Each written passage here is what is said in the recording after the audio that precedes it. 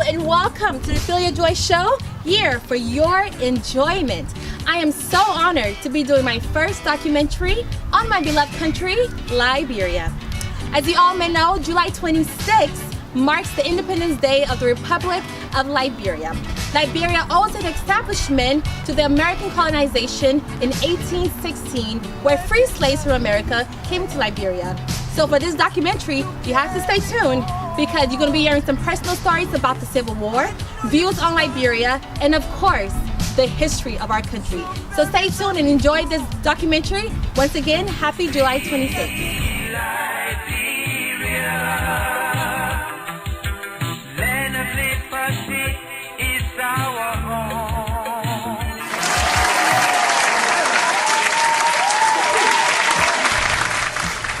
Next up, we have a young man who is so passionate about education, and he also has a nonprofit organization. Our next guest is a very young, smart, educated man by the name of Siah Gaye. Siah has a strong desire to go back to Liberia, so we're going to hear more about him. Siah, how are you? I'm doing good. You're doing good. Hey, the boy's all swagged out, has his khaki pants on, his hat, red, white, and blue, representing, of course, our wonderful country, Liberia. So Siah, take me back to Liberia. How was the lifestyle? I do understand you were very young. You came to the United States at the age of 10, you said. But tell me back, if you do remember, how was Liberia growing up? So I grew up actually being raised by my aunt and my uncle. I grew up in Monrovia, in the city. And I remember just being very young and growing up with my cousin, of course, who was older than me and kind of like taught me like the way around, and we would play outside a lot. It's very, you know, in Liberia, kids usually just like play outside, like right? Run around, play soccer. Yes. I was big on soccer growing up. Like, it's all I did. That's like every African boy, let's be honest. Yeah, so it was a change coming to the U.S. because I remember being in elementary school where, you know, if you act up in class, you get a whooping in class. So let's be honest, did you get a lot of whipping in school? Me, no, I was always a good kid in school because. Can your mother attest to this? Are you sure? Are you just like putting her front for the camera? So the unique thing about me is I was actually not raised by my mom. I was raised by my aunt, like I said, and I was born in '88 when the war actually had first started. Okay. So for me, my mom saw it as the best option to send me to live with my aunt, who was on a better side of town, and I could have a better lifestyle living with her. So I never actually knew my mom or like grew up with her until I came to the United States. Wow, I did not know that, because right now Siah is such a mother's boy. Yeah. If you know Auntie Delisha, shout out to you.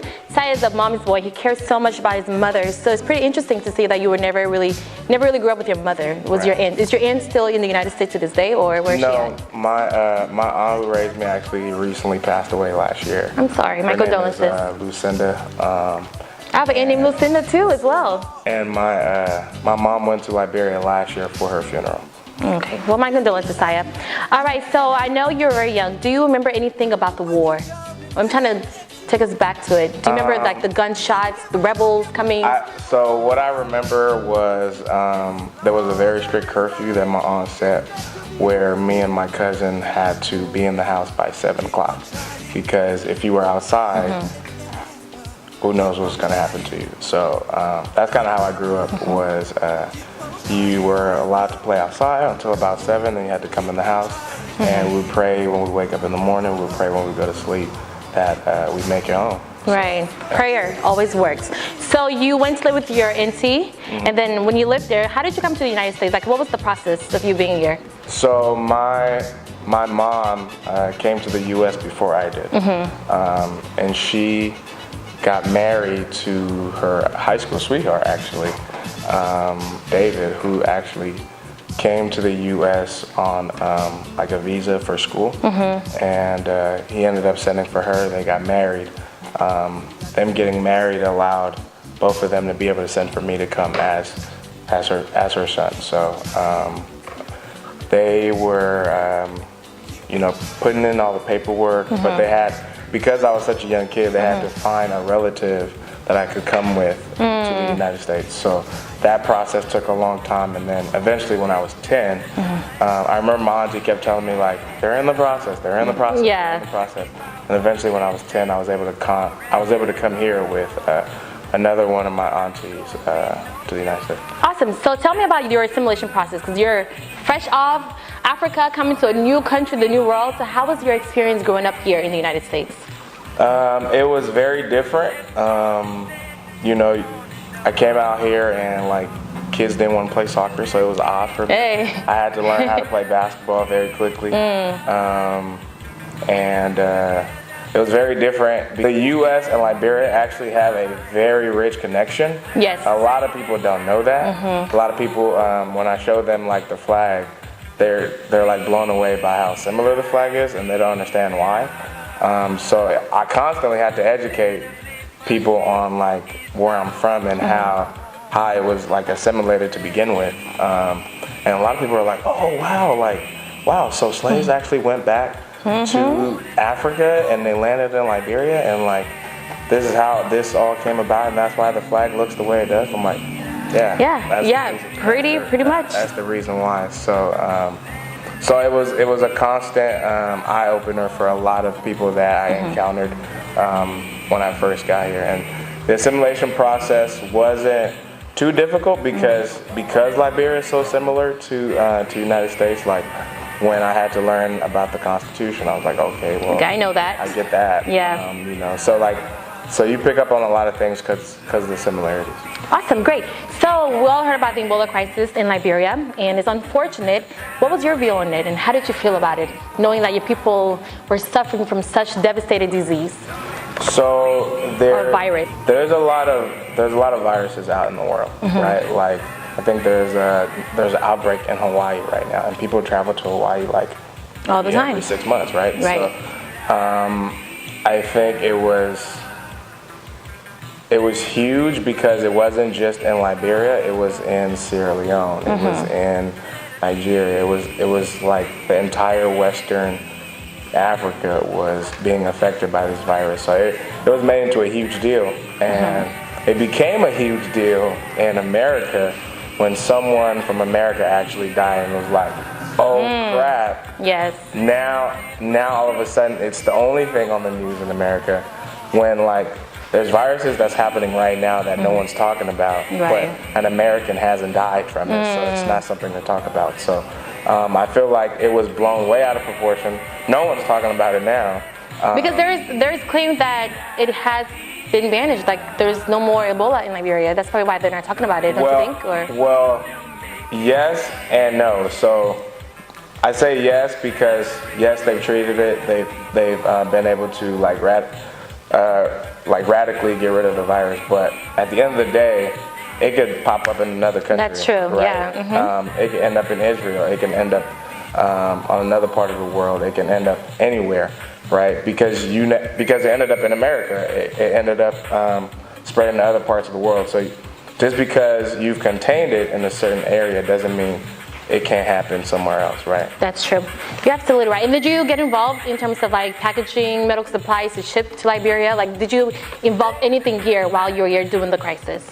So I didn't specifically do anything myself, but I did donate to organizations that were sending things to Liberia. And that's good enough. That's good. At least you're donating. You're involved. So that's awesome in some parts. So what would you say, or how do you think our country is doing right now? Based on what you know, how far do you think we have come as Liberians?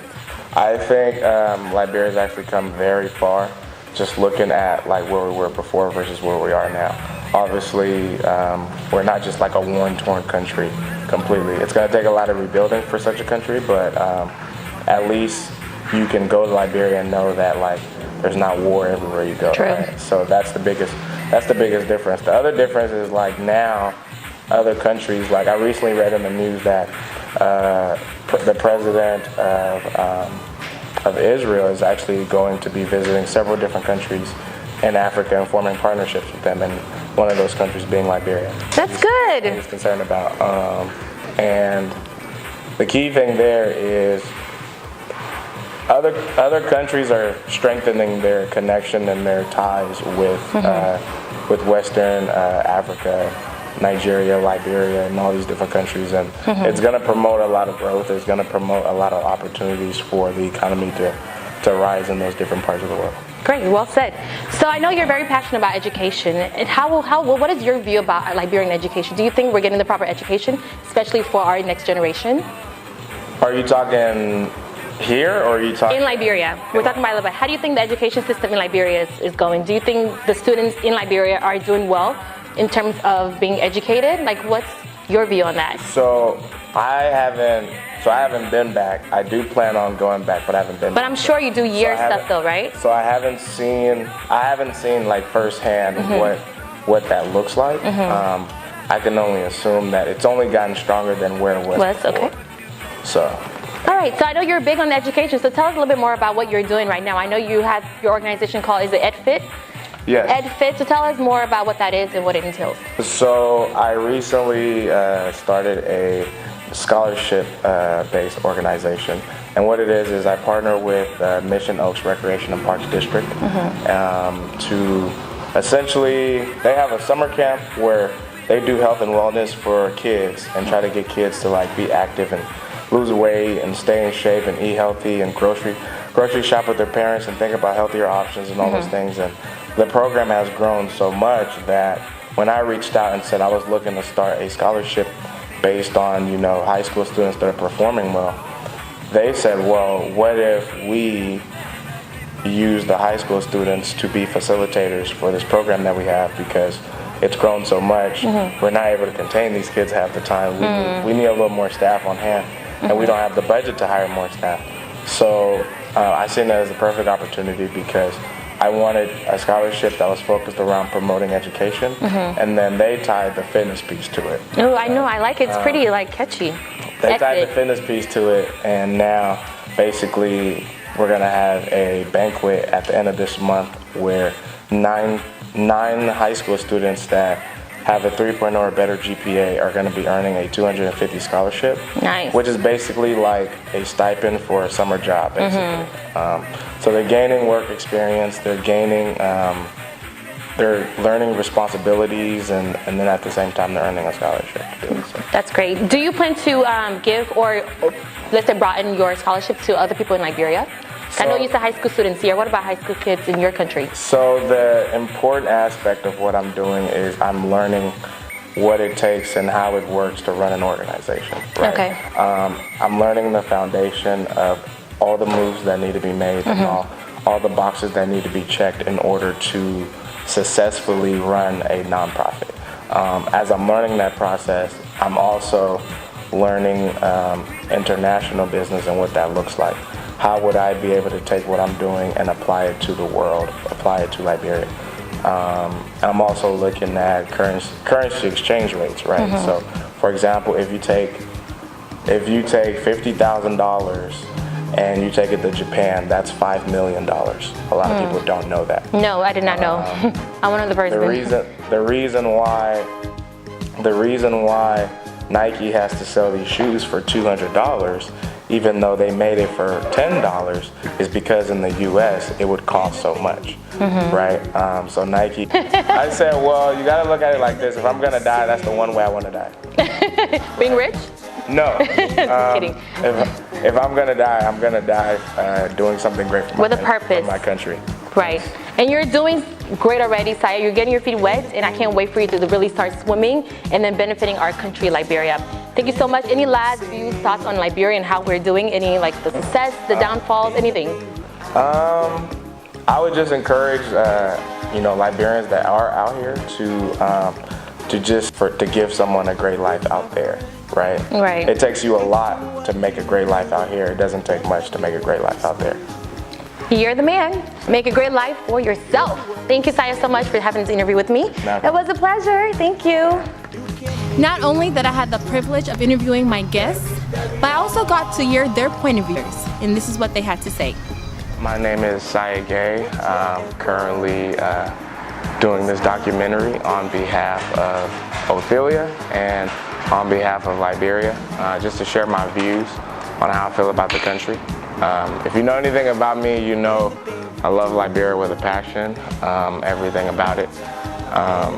I have plans on going back home and, you know, being a part of something there and helping the economy, enriching the economy in whatever way I can. Right now I'm currently working on my MBA, and the next course I'm taking in my MBA is international business, because I want to learn about how the world works outside the United States, all the different things that influence Liberia and what their influence is on the rest of the world, and how to improve the economy on that side of the world. So I'll be traveling to Liberia next year just to see what it looks like since I've been there, and I look forward to it. And that's it. I hope you had a wonderful time watching the July 26th documentary. Once again, happy Independence Day to all my fellow Liberians and friends of Liberia all around the globe. As we gather to celebrate the 169 years anniversary of our homeland, let us not forget who we are and where we come from. Let us remind ourselves that though we may be from many tribes, we're still one nation. Our Liberian people are proud, resourceful, patriotic, despite all the hardship and horror of the Civil War. We continue to rise and put our nation first. The future holds nothing but possibilities if we just work together for the common good of Liberia. Long live the Republic of Liberia, and long live the Liberian people. Happy July 26th. My 26th on you all.